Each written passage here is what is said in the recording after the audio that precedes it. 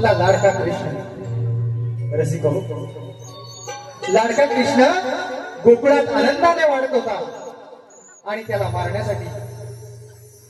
मारण्यासाठी दुष्ट कंस मामा अनेक मायावी राक्षसांना गोकुळात पाठवत होता. त्यातीलच एक मायावी राक्षसी ती म्हणजेच पुतळा आपल्या समोर लगेचच सविनय सादर करतोय. पुतळाचा वध सादर करतोय. पुतळाचा वध, पुतळाचा वध, पुतळाचा वध.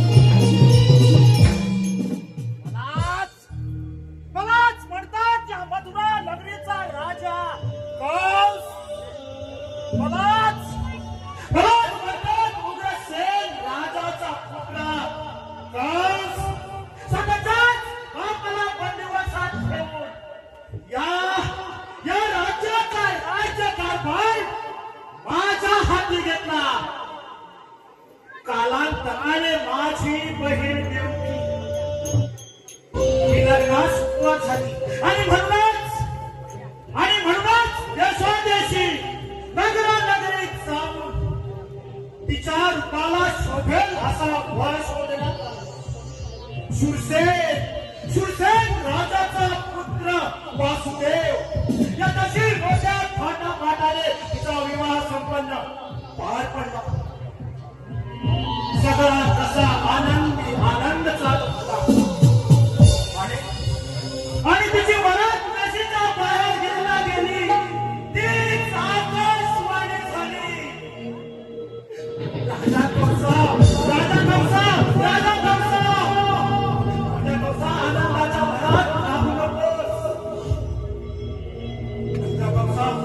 राजा कंसा आनंदाच्या भरात राहू नकोस.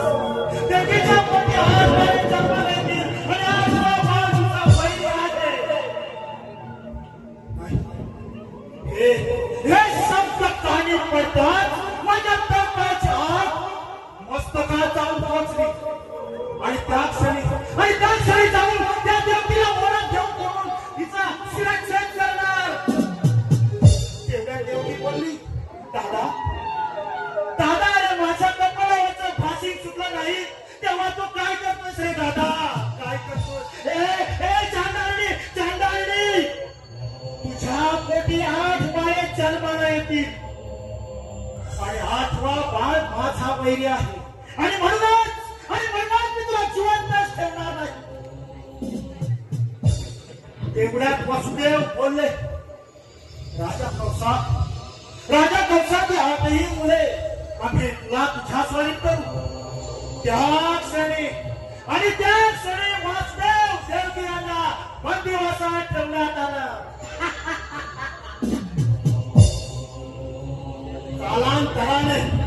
कालांतराने वासुदेव आणि देवकी यांची 6 बाळे नीट शिरावर आपटून मारून टाकली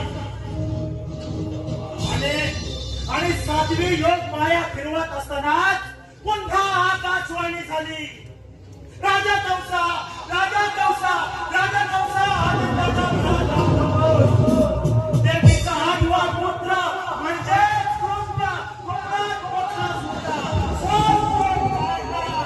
कृष्ण आणि कृष्ण पाहिजे मला, कृष्ण पाहिजे.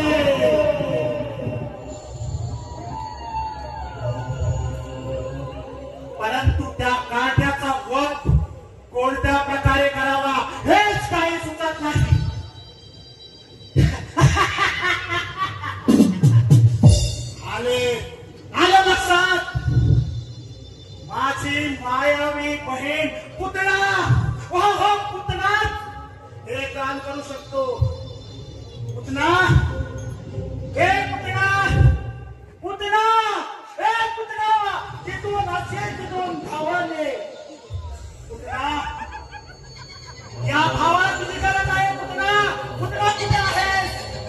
तो नसेल तिथून धावून ये.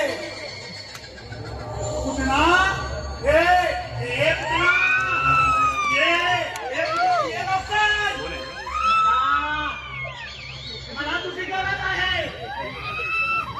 पुतना मी तो नसेल तिथून धावून ये पुतना ये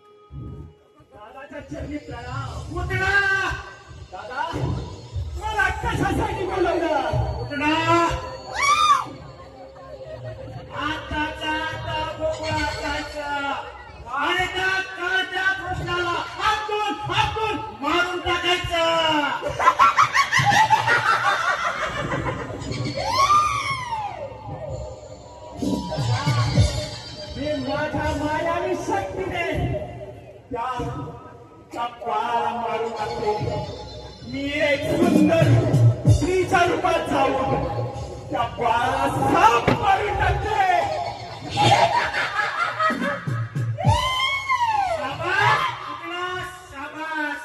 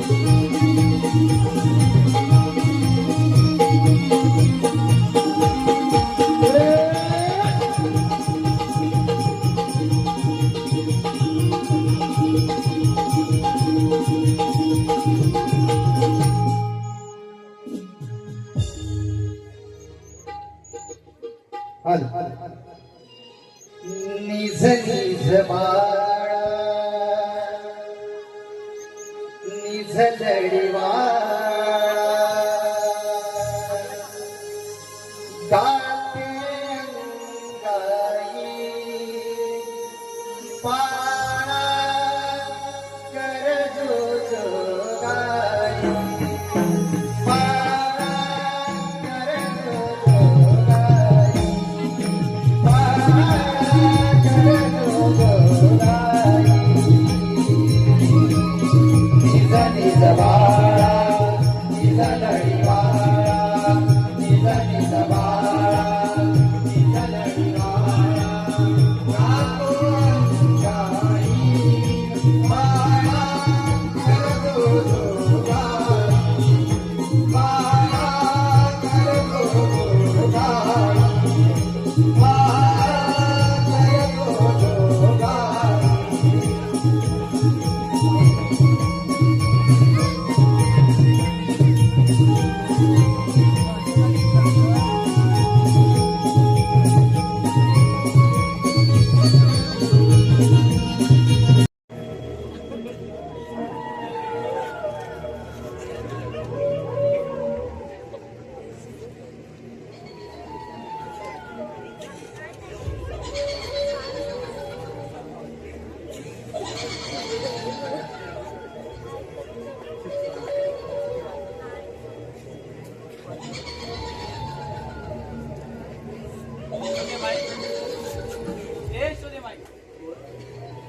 कोण आहेस तू?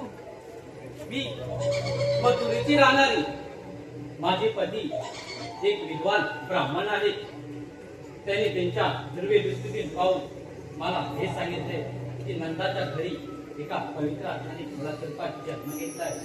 त्याचे दर्शन घेण्यासाठी मी इथे आहे. या तुमचं स्वागत आहे. हो, तुम्हाला सांगायचं म्हणजे मला एक वरदान प्राप्त आहे. नेहमी माझ्या स्तनातून एक अमृत वाहत असतं. जर हे अमृत मी तुमच्या बाळाला पाजलं तर तो अमर होईल. काय माझं बाळ अमर होईल? हो, अमर होईल. काय माझं बाळ अमर होईल? हो, अमर होईल. ठीक आहे.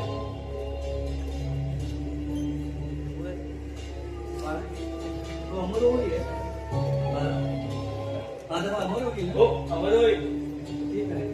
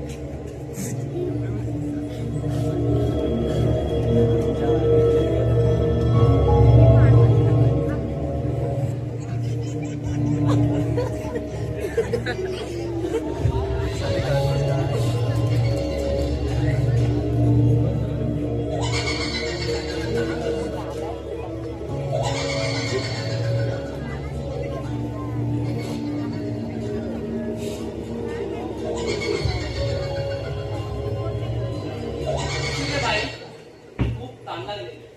थोडं पाणी देतेस का? हो आणते.